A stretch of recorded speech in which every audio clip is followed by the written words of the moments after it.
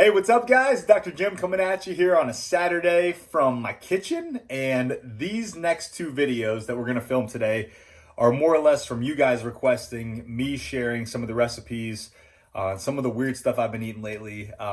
In the office, you guys know I've always got my Yeti with me. And inside of that every day is my homemade bone broth. So I'm going to share with you the recipe on how to prep the bones, the bone marrow bones, which you guys might hear in the background. They're already in the oven cooking up, and then we're going to transfer those over to the slow cooker. And I'll show you guys a completely walk through, very easy, but that way you guys can start making some of this stuff up at home. In Ohio, it's getting cold. We're in November now, so a lot of this stuff is great to be doing in the morning, just to warm you up and get your soul feeling real good for the day. And then it is also important to be getting this stuff in the diet anyways, just because it helps get collagen into your diet, which improves so many things, but take care of the soft tissue, decrease inflammation, good for your joints, and it's really, really good for digestion. So we want to make sure we're getting that in each week.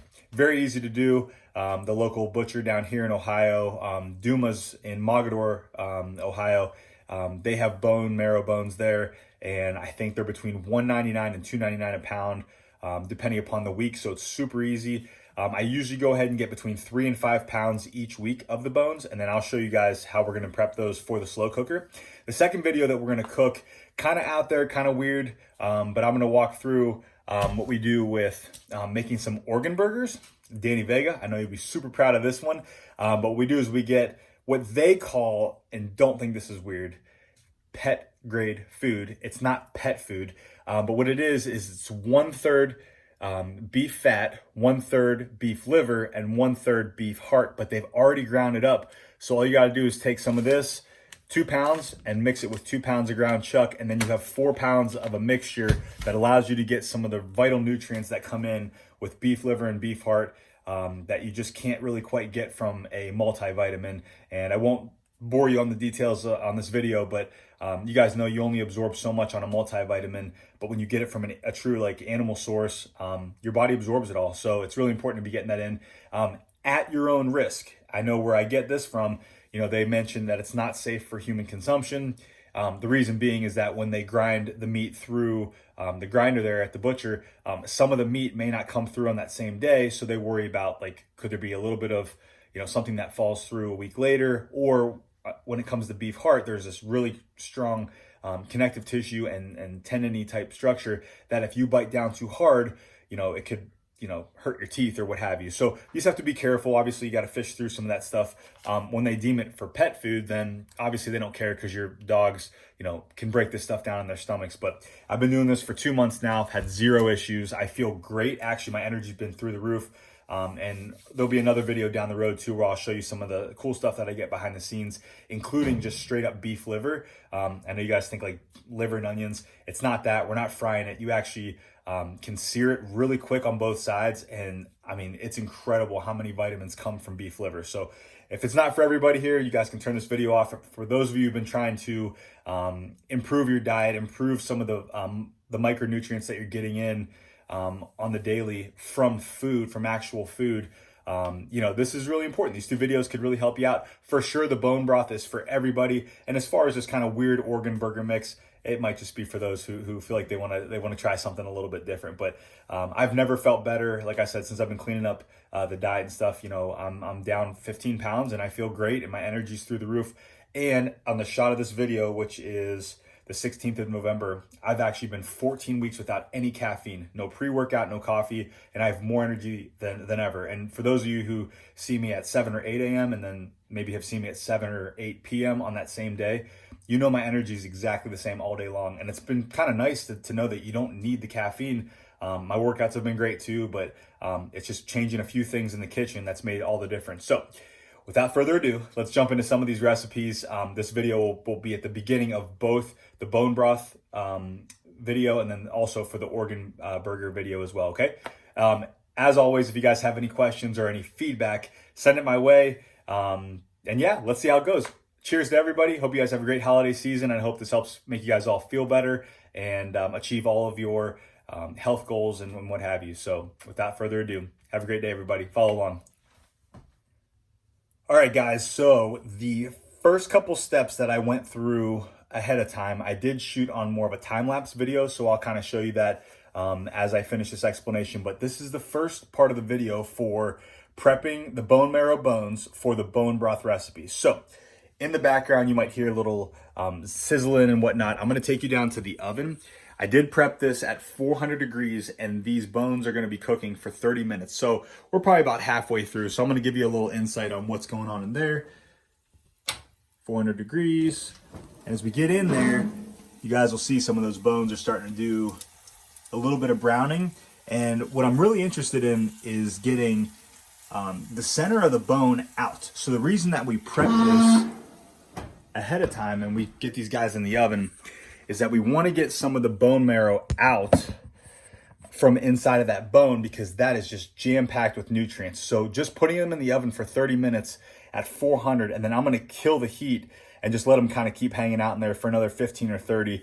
And then I'll pull them out, let them sit on top of the stove for a little bit. And once they cool, I'm going to take a butter knife and we're going to go around the outside of that, of the center of the bone there. And just like butter, that bone marrow is just going to come right out of the bone. And then we're going to put that in Tupperware and kind of leave that in the fridge for the week. And you can kind of pick at it. Probably a spoonful or two each day would be really, really good for all kinds of great health benefits, including, you know, skin, digestion, soft tissue healing, inflammation, so many benefits. And I will share that in a post.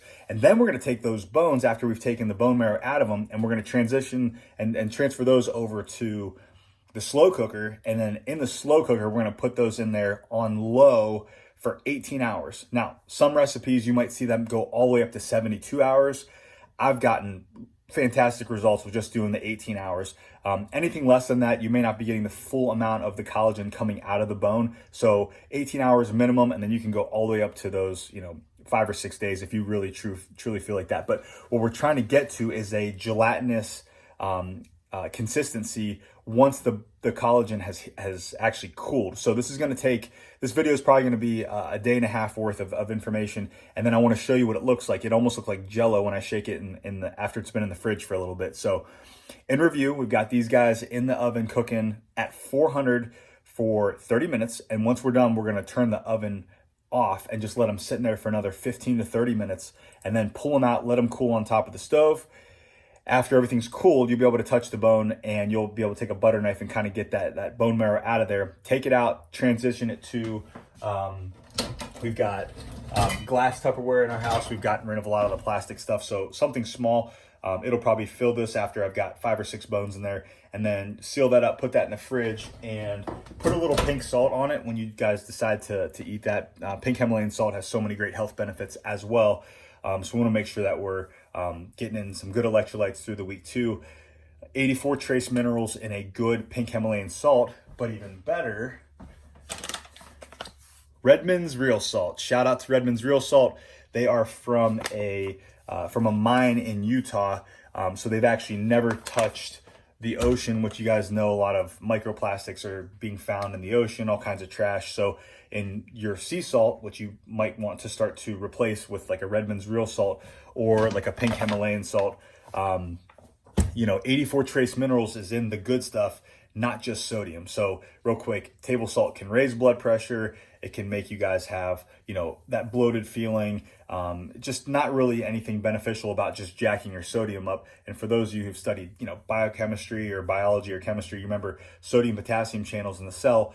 If you have too much of one, you can force too much out of the other one, which could lead to cramping and all kinds of not things that you're looking to do when it comes to like just all around health, but then also athletic performance. But when it comes to a pink Himalayan salt or Redmond's Real Salt, you're going to be getting 84 trace minerals, copper, selenium, manganese, magnesium, all kinds of things that you need at a very trace level that together can kind of keep the hydration in the body so that you're not just drinking water and peeing it right back out. So again, like sea salt, they're finding, you have all kinds of trash in the ocean. And when they make that into salt, you're getting the microplastics, which can lead to all kinds of health issues, estrogen, going through the roof. Guys, you won't want that. Ladies, you don't want that either. And there's a really good book by Dr. Anthony J. If you guys want to check it out, it's called Estrogeneration. It'll fill you in on so much great information on some of the things that we don't even think that we're taking we don't even know that we're taking into our bodies that could be leading to some of the health issues that we might be experiencing. So play it safe. Go with Redmond's. Been using Redmond's for over a year. It's awesome, awesome stuff. Get it on Amazon,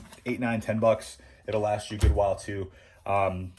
So anyways, so that's the bone broth idea. That's the recipe, but that's the overlook for the whole thing. After we get the bones out of the slow cooker after the 18 hours, I'm going to shoot the video kind of real time so you can kind of see what we do with them from there on out. And then after that, yeah, you're going to take all that liquid that we've just made and then transfer that over to a glass Tupperware, put that in the fridge, and then that should last you the full week. But that would be your homemade bone broth that you can take, put into a mug, heat it up, add some pink salt, and sip on that in the morning. It'd be a great way for people to get out of the habit of using coffee. I'm not taking coffee away from people. Please don't take the idea that I don't like coffee, because I love coffee. I actually loved it so much that it was probably not a good thing, because I was having 3 or 4 cups a day, big cups, not tiny cups. And this has been a great transition, because I know in the winter we like to sip something kind of warm to kind of warm us up. But this has been a great transition. Like I said, been having so much great energy, and it's actually like energy that I feel like I'm making. I'm not getting it from like a exogenous source like caffeine or anything like that. So I'll walk you through everything, but that's kind of the brief idea of this recipe. So I hope you guys enjoy it, follow along, and as always, give me feedback. Appreciate it. See you guys. All right, guys, so let's check in on these bone marrow bones. They've been cooling for about 15, 20 minutes, so I'm gonna pull them out. Remember, they've cooked for 30 minutes on 400, and now we're gonna pull them out so that they can chill on top of the stove. And I just want to get you guys to take a peek at what these look like. All right, so let's take a peek at these guys so you can see how awesome they look. Now, if you can kind of see up here, you start to get that color, brown. It's kind of bubbly. That's what you're looking for all the way around. So some of the bones are going to be unique. Some of them won't look all the same, but for the most part, you want to see, this is a good example right there. In a couple of minutes, when those cool, we'll take a butter knife and we'll cut out all that bone marrow, and we'll put it in a Tupperware and save it for the week. And that is jam-packed with nutrients. And then the bones will go in the slow cooker for 18 hours, and I'll walk you through all that. All right, guys, the time has come. We're gonna take the bone marrow bones that have cooled, and what we're gonna do is we're gonna take a butter knife and we're gonna cut out the bone marrow. And I'm gonna set the phone down here so you guys can kind of watch a little bit and see what I'm about to do. Or take a butter knife, and the idea here is to just go around in a circle the best you can. Sometimes you're gonna get a little piece of bone in there that won't let you go all the way around. But basically just kind of carve out there, and we can go on both ends here. But at some point, this should just fall right out. And there you have it. The bone is completely empty. Hopefully you guys can see that. And now we're gonna take the bone and it goes into the slow cooker. And I'm gonna continue doing the rest of these, but I'm gonna go ahead and set the phone in a better position. I just want you to see how much of the marrow came out. You guys can see.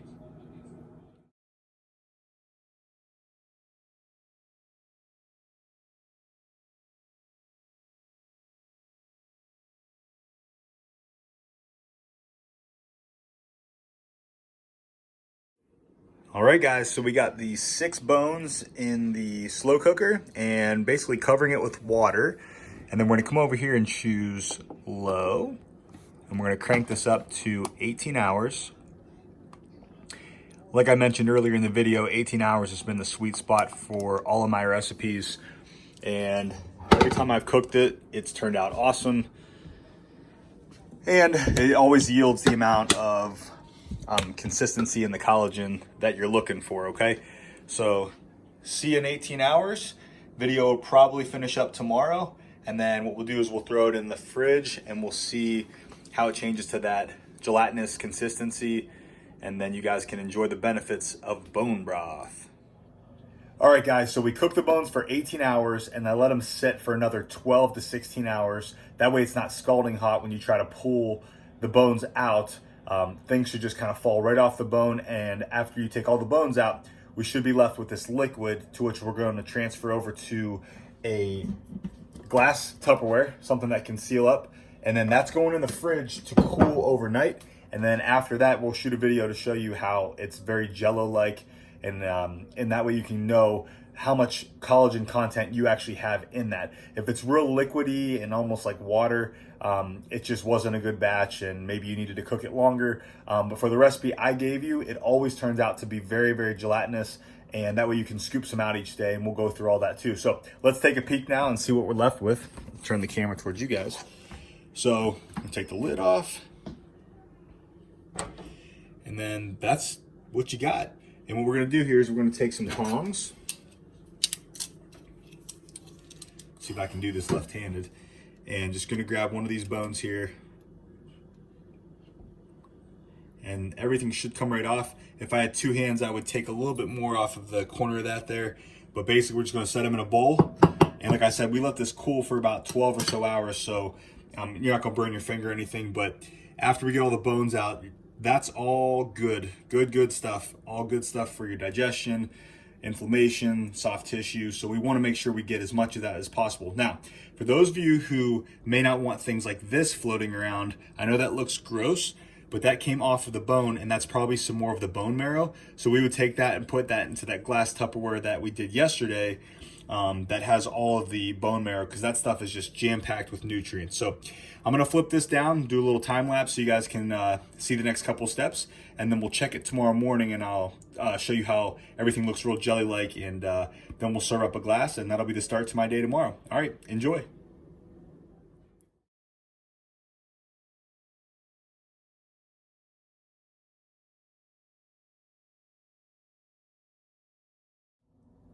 All right, guys, good morning. So what we're gonna do is check out the bone broth after it's been in the fridge overnight. So I'm gonna flip this down so you guys can take a peek at this. So when you open it up there, there's gonna be a top layer that you can almost tap. That is actually a layer of fat that's solidified and settled at the top. So what you wanna do is you're gonna take a big spoon, and this is the fun part, you get to crack it. Kind of break this up a little bit. And depending upon how much water you added to the bones before they were cooking, that is gonna make the difference on how jello-like this is. So you guys can kind of see as I move it back and forth, it does have a little bit of liquidy consistency, and it does have a good amount of jello-like consistency. And as we go in here, that might be a better idea of how jello-like that is. So I just dollop probably five to 10 scoops, depending upon what my day looks like. My day today, I'll probably intermittent fast until 8 p.m. and the time right now is 7 a.m. So I'm gonna go ahead and fill this mug probably halfway. And then what I'm gonna do is take and add some pink Himalayan salt. And I'm gonna fill the rest of this mug. As you see, it's probably 2/3 of the way filled. I'm gonna fill the rest of it with water and then some pink Himalayan salt. And then I'll drop in a little bit of grass-fed butter in there. And then we're gonna heat it up. And then I'll take this in my Yeti for the day. And there's nothing better. Like I told you guys earlier in the video, it's awesome. It tastes great. It's definitely an acquired taste for some people first thing in the morning because it's salty and it tastes just like, you know, like typical like soup would taste. But it's jam-packed with nutrients, and if you guys read the post, I'm gonna put some good benefits up there so you can check it out. Cheers to everybody. Hope you have a wonderful day, and if you have any questions, definitely send them my way. I'm happy to answer. Take care, guys.